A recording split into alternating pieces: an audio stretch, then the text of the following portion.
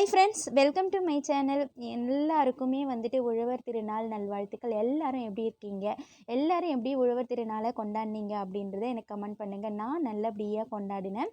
எங்கள் வீட்டில் எல்லாமே நாங்கள் என்ன பண்ணுவோம்னா, சாயங்காலம் அதாவது மாலை வேளையில் தான் வந்து உழவர் திருநாள் அப்போ நாங்கள் பூஜை பண்ணுவோம். ஸோ நான் வந்து ஒரு 4:30 போல் நான் வந்து பூஜை பண்ணியிருந்தேன்.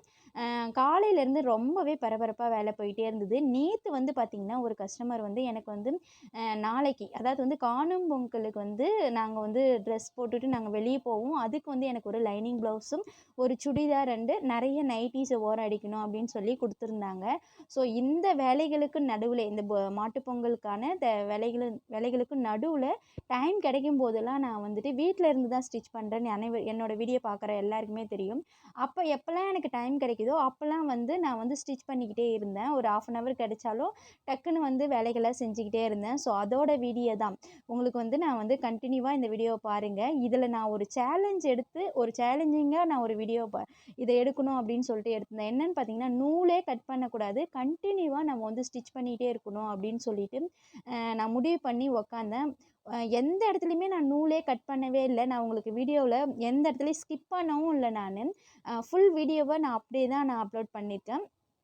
எப்போ நான் வந்துட்டு நூலை கட் பண்ணிவிட்டு ஸ்டிச் பண்ணேன் அப்படின்னு பார்த்தீங்கன்னா, கழுத்துக்கிட்ட அதாவது வந்து பயாஸ் பீஸ் வைப்போம் இல்லையா, அந்த இடத்துலையும் சைடு ஸ்டிச்சிங் பண்ணுற இடத்துல மட்டும்தான் வந்து நான் பார்த்தேன்னா நூல் கட் பண்ணிவிட்டு தைக்கவே ஆரம்பித்தேன். நானே ரொம்பவே ஆச்சரியமான ஒரு விஷயம் அப்படி என்னன்னு பார்த்தீங்கன்னா, எனக்கு ரொம்பவே டைம் எடுக்கும். பட் இந்த ப்ளவுஸ் நான் ஸ்டிச் பண்ணுறதுக்கு எனக்கு 20 minutes கூட அந்த லைனிங் ப்ளவுஸ் ஸ்டிச் பண்ணுறதுக்கு ஆகவே இல்லை.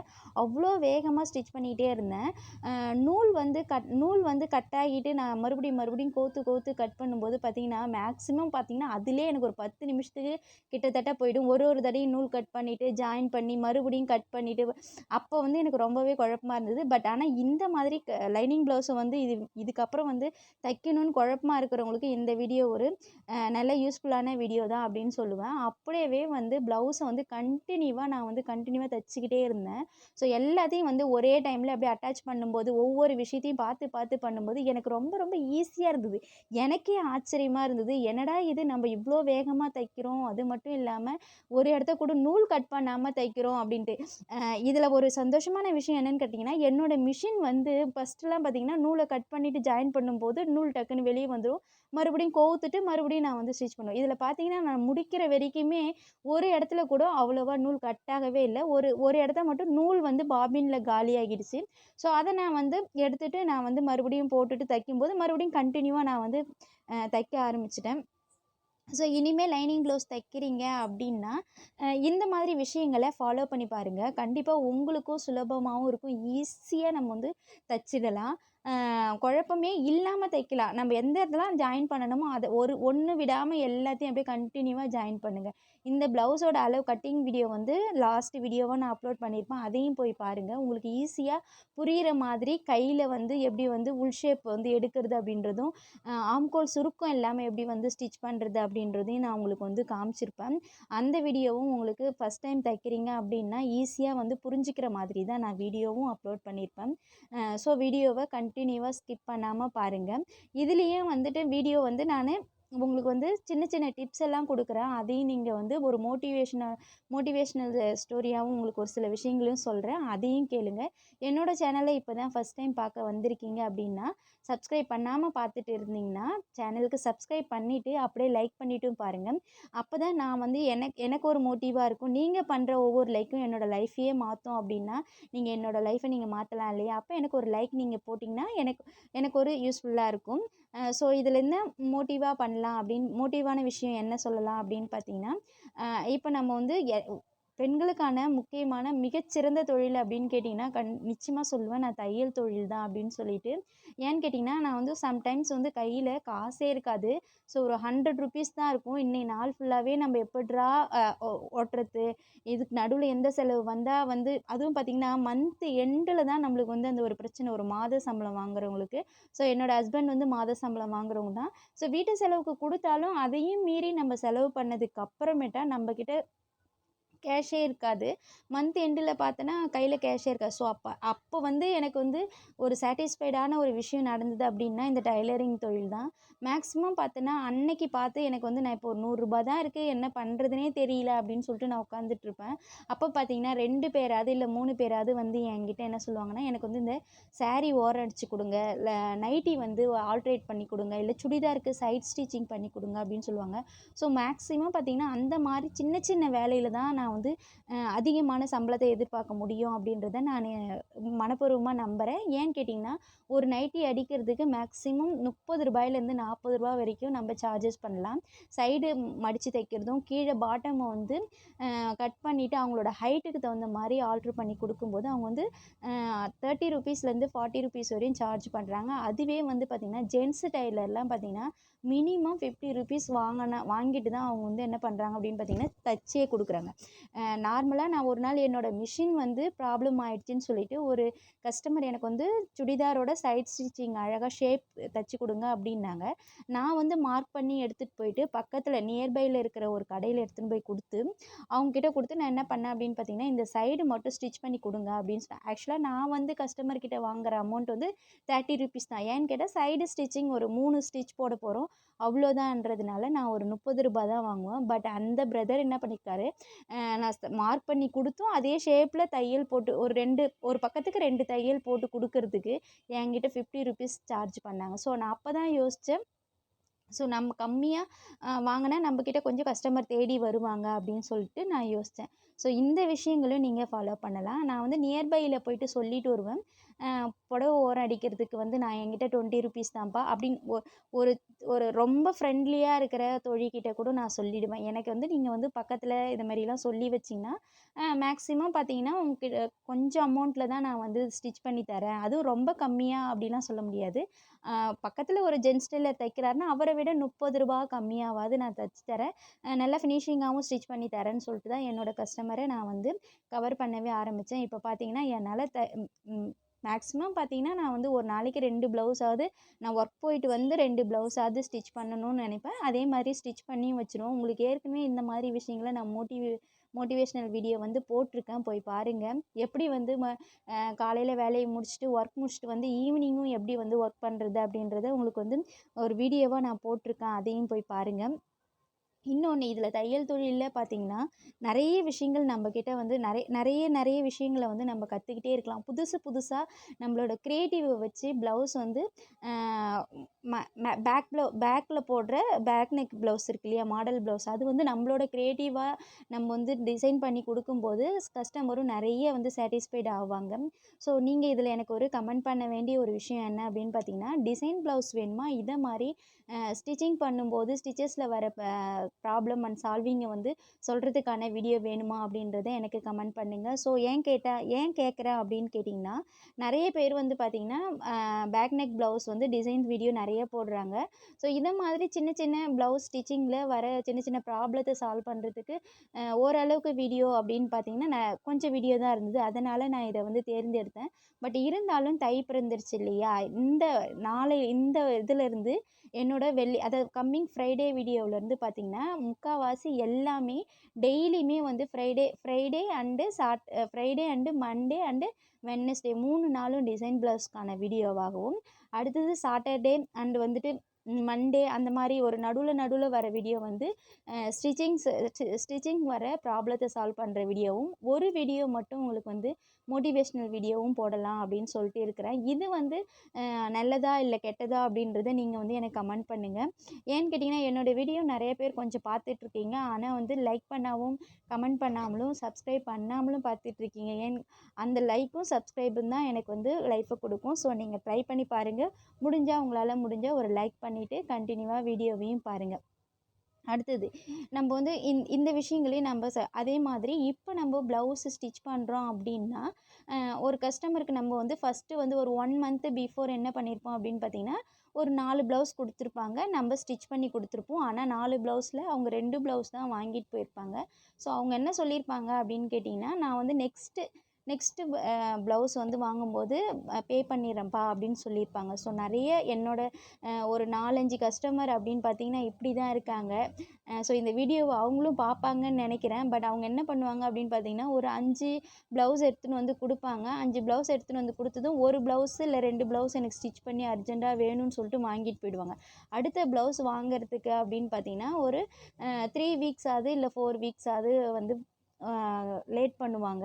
ஸோ நான் முடிஞ்ச வரைக்கும் என்ன பண்ணுவேன் அப்படின்னு கேட்டிங்கன்னா, முடிஞ்சால் நீங்கள் வந்து இந்த ப்ளவுஸையும் சேர்த்தே வாங்கிடலாமே, எனக்கு வந்து ஸ்டோர் பண்ண வேண்டிய அவசியம் இல்லையே அப்படின்னு சொல்லிட்டு கேட்டேன். எனக்கு இப்போ இந்த ப்ளவுஸுக்கான கேஷ் மட்டும்தான் இருக்குது.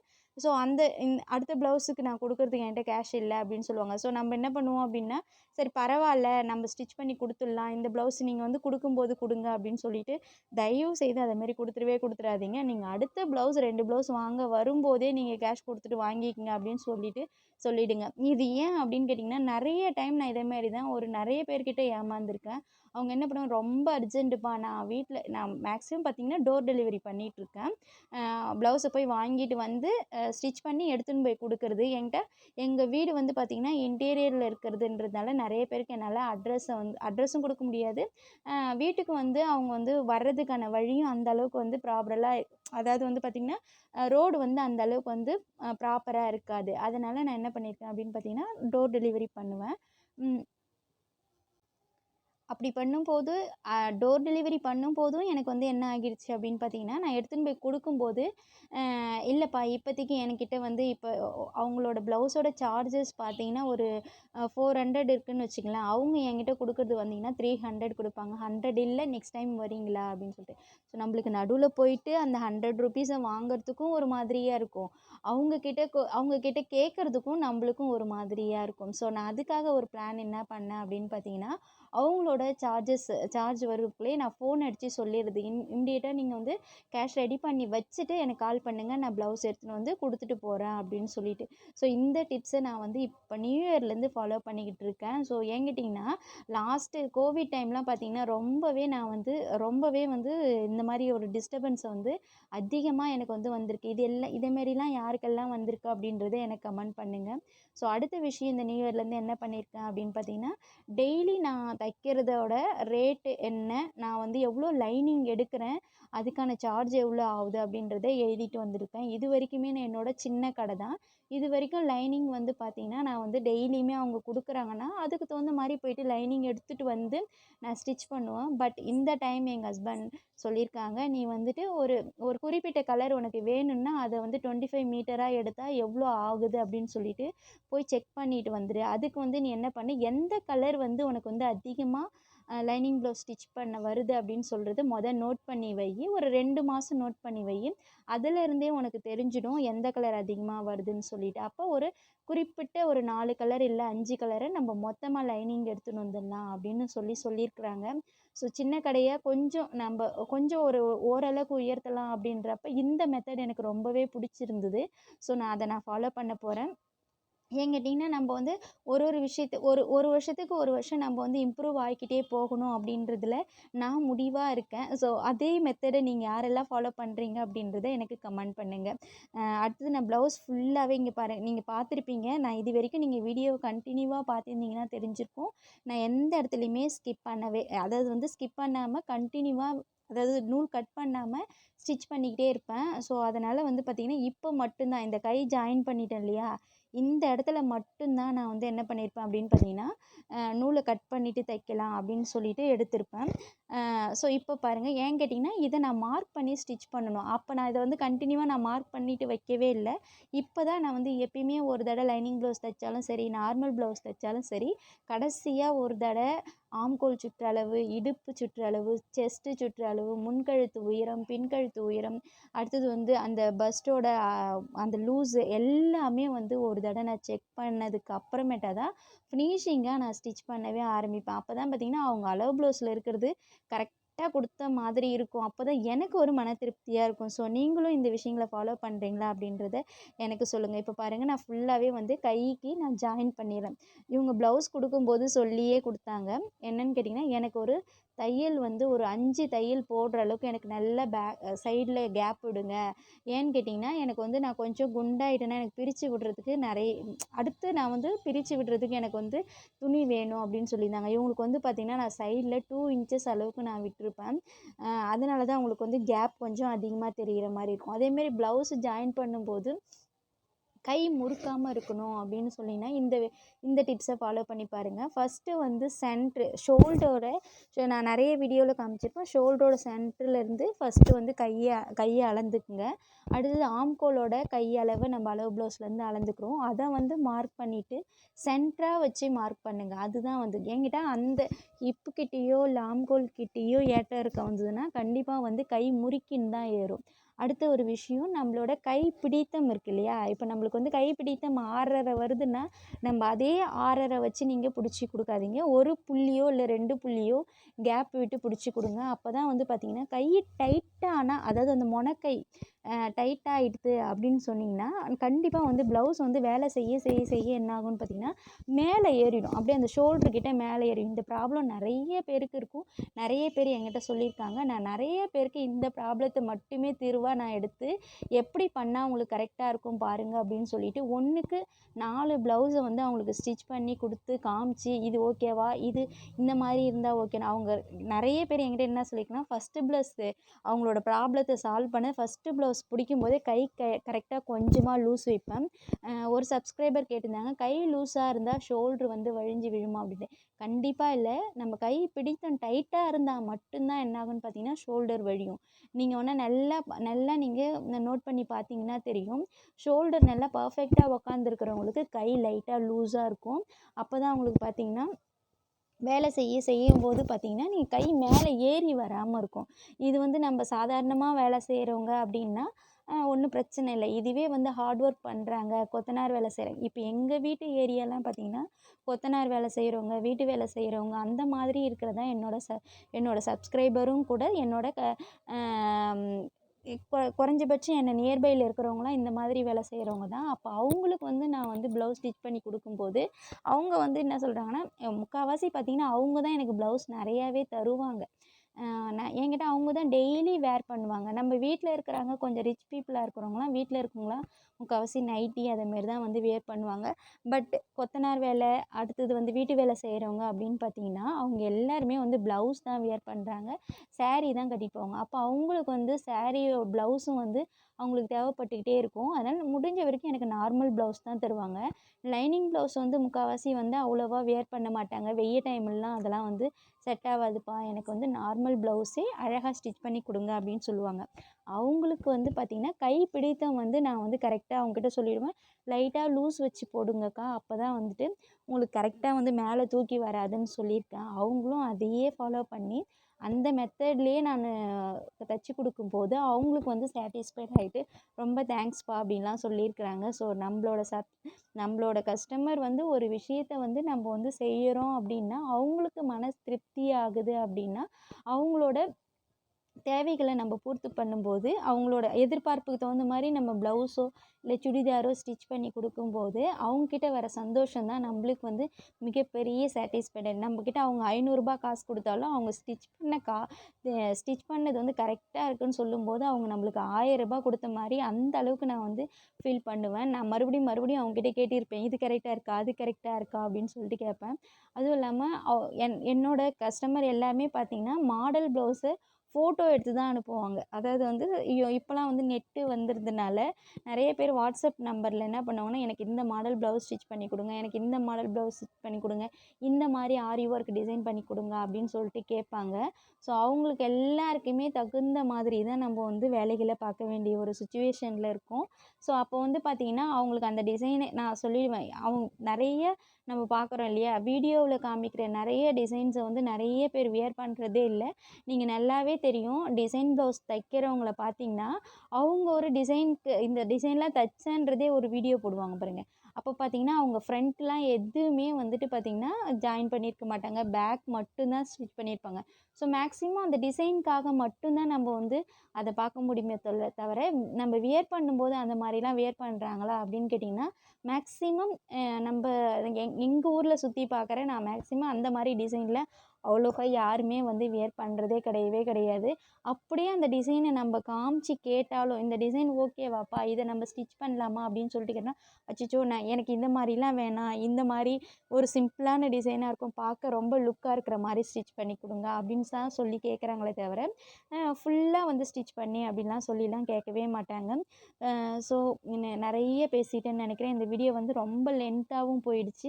வீடியோவை இதுவரைக்கும் ஸ்கிப் பண்ணாமல் பார்த்த அனைத்து தோழிகளுக்கும் நன்றி, வணக்கம். சப்ஸ்கிரைப் பண்ணாமல் பார்த்துட்டு இருந்தீங்கன்னா தயவுசெய்து சேனலுக்கு சப்ஸ்கிரைப் பண்ணிவிட்டு அப்படியே ஒரு லைக் பண்ணிவிட்டு கண்டினியூவாக பாருங்கள். இந்த வீடியோ யாருக்கெல்லாம் யூஸ்ஃபுல்லாக இருக்கும் அப்படின்னு நினைக்கிறீங்களோ அவங்களுக்கு மறக்காமல் வீடியோவை ஷேர் பண்ணி விடுங்க. அவங்களும் அந்த வீடியோ பார்த்துட்டு இந்த வீடியோ பார்த்துட்டு அவங்களும் கற்றுக்கிட்டும் லைனிங் ப்ளவுஸ் வந்து இவ்வளோ கஷ்டமாக தைக்கணும் அப்படின்றது இனிமேட்டு வந்து கஷ்டமே படாதீங்க. ரொம்ப ரொம்ப ஈஸியாக சுலபமாக ரொம்ப வேகமாகவும் தைச்சிடலாம். ஸோ இந்த வீடியோ முடிச்சுட்டேன். மேலும் ஒரு நல்ல வீடியோவில் சந்திப்போம். மறுபடியும் உங்களுக்கு தை திருநாள் அண்ட் உழவர் திருநாள் நல்வாழ்த்துக்கள். தேங்க்யூ. நாளைக்கு காணும் பொங்கலை நல்லா கொண்டாடுங்க.